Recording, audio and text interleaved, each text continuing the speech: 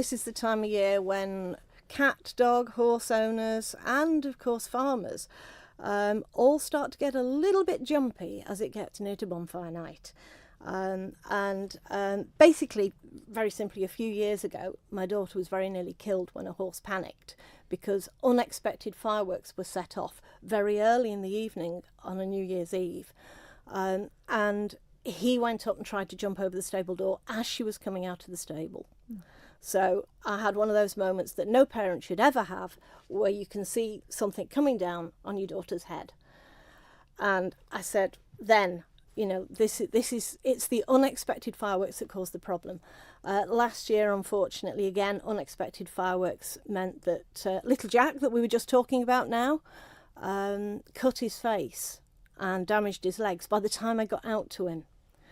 So what we've done is I've had a talk to Argbane Veterinary Practice and the Manx SPCA again, and they have said that anybody who is going to have fireworks other than on bonfire night evening or the Saturday, you know, the nearest Saturday to it, or in fact at midnight on New Year's Eve as well, if they let them know. Now they can let Argbane know and they will pass it on. The coordination will be done through the MSPCA and through a gentleman called Liam Rice, who is their PR manager. And you can email him directly. He has said that if you email him at liam.rice@manxspca.com, he will then put out the information. He will not put out actual names and addresses. But it's probably a good idea to leave a contact number, and then if there is an emergency in the area, somebody from the MSPCA can say, look, can you just stop for a bit? We've got a problem. You know. But I think, you know, I would like to thank the vets and the MSPCA for doing this, because I think it's a fantastic thing.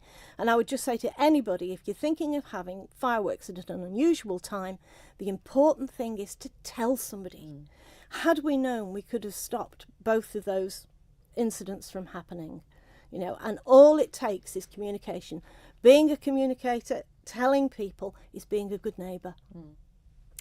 Let's talk about some of the, well, before we mention the upcoming exhibition, you've got another one coming up, haven't you, Linda? Well, they're Christmas fairs.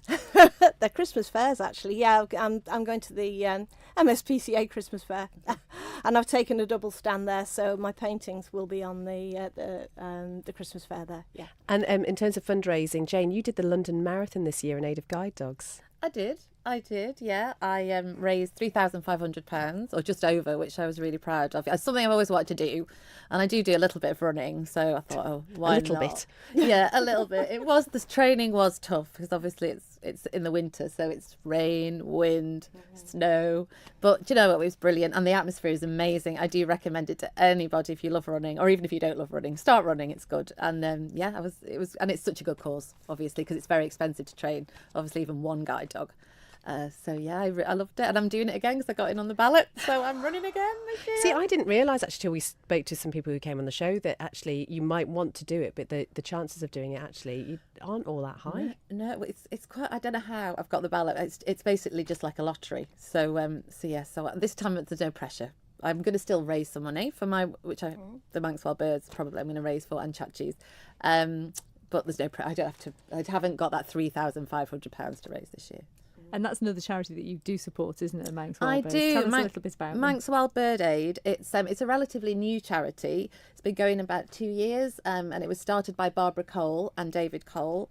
And it's basically rescuing and rehabilitating injured wild birds, or any birds really, especially springtime, because there's obviously lots of chicks around and they're falling out of nests. And so, and we've got about 35 volunteers that do it for free. So you find out where the bird is, go and collect it, and then we take it to our experts, which is Barbara and Rachel, and they rehabilitate the bird, and they ring them. So then we let them go. We know which birds have been rescued. And this year, I think there were 750 birds that maybe not all survived, but 750 birds we actually rescued. It's a lovely little charity. It's a fantastic charity. I gave them a couple of prints to fundraise, because they really need extra funds. Well, we are having a car boot sale on the 20th, so it's 28th of October, and it's going to be at Shawsbrow Car Park.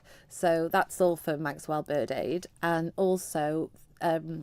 another lady, Amy T, is going to be making some packs up for businesses. So it's basically coffee mornings, so to raise money for the birds as well. So that's going to be on our Facebook page coming up. So it's Manxwell Bird Aid Facebook page to have a look at that. Yeah. And can I just give the number if anybody does find an injured bird? The number is 242-777.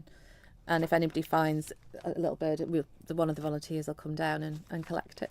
And we mentioned some money in their pocket. Yeah, and if they find some money, we mentioned the Haven, which was started by Gail Joss as well. If anybody would like to support that, so you go. There's a website which is they're both just Chachi's Haven, and there's Facebook page as well. So yes, go and have a look at that. And there's some amazing pictures of the cats. And we're actually doing a calendar this year with the cats on for our charity. And also I'm going to be selling some Christmas cards as well. I'm going to get that organised. And they have an auction as well. We do. We have. If you actually go online and that finishes, I think that finishes. We have them all the time. But this particular one finishes tomorrow. There's lots of things you can bid for,